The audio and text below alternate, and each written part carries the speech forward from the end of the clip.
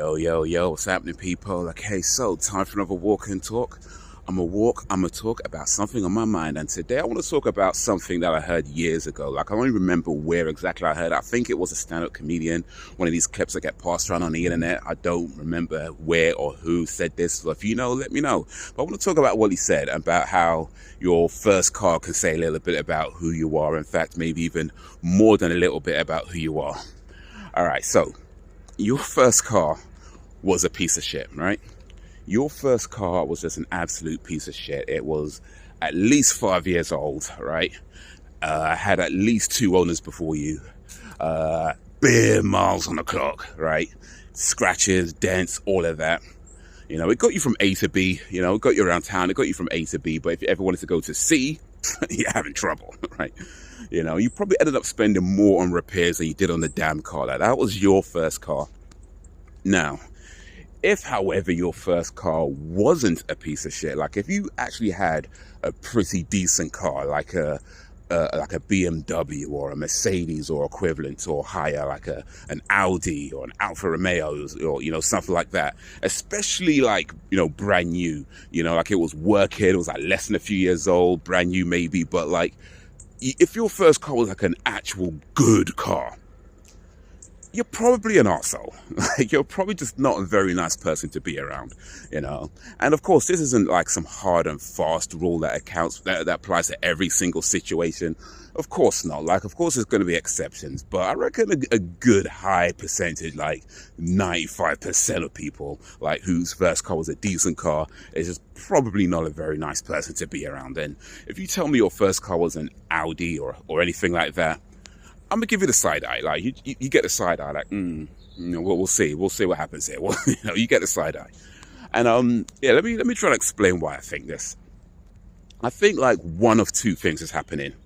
First scenario is that, you know, you're from a rich family and you just don't relate to how most people, you know, live and work and experience life, and you don't even try to. You kind of see yourself as being above all that, so you just don't even try to. And that's maybe the first scenario, right? You know, that typical rich arsehole type scenario. The second scenario, I think, and perhaps this one's even worse. You're not from a rich family. In fact, you're probably from a poor family. Like, not even like well off. Like, you're from a poor family, maybe even poorer than me family, right?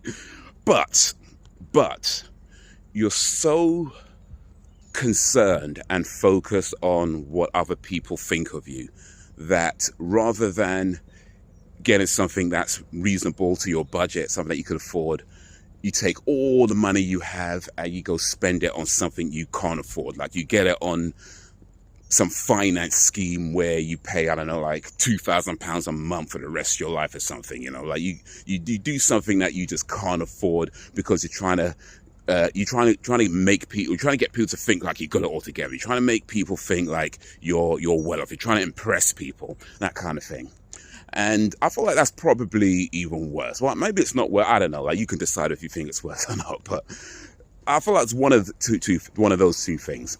Or, I mean, of course, there's other things it could be, but predominantly it's probably one of those two things. Either just a rich arsehole from a rich family, or somebody who's just too concerned about what other people think to the point where they'll just put themselves in financial trouble. And if you think about, you know, the people you've known over the years, like your friends, maybe people who you know now.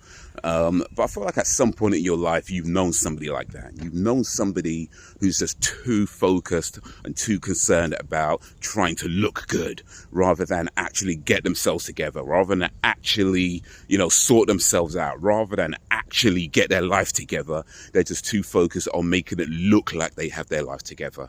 And, you know, it's the type of person who, you know, they would have like a fancy car or designer clothes or, you know, jewelry and, you know, stuff like that, right? But, you know, they'd be asking you to lend them money so they can pay their, you know, telephone bill or something. You know, they'd be asking you to lend them money to get food, you know, that type of person. And you might lend them money, maybe even lend them quite a bit of money, actually, because, you know, they're your friend, you know, and of course they don't pay you back, like ever, you know, or real long time, if ever. And in the meantime, like, the money that you lent them so they can, like, you know, get some food, pay their bills, whatever it is.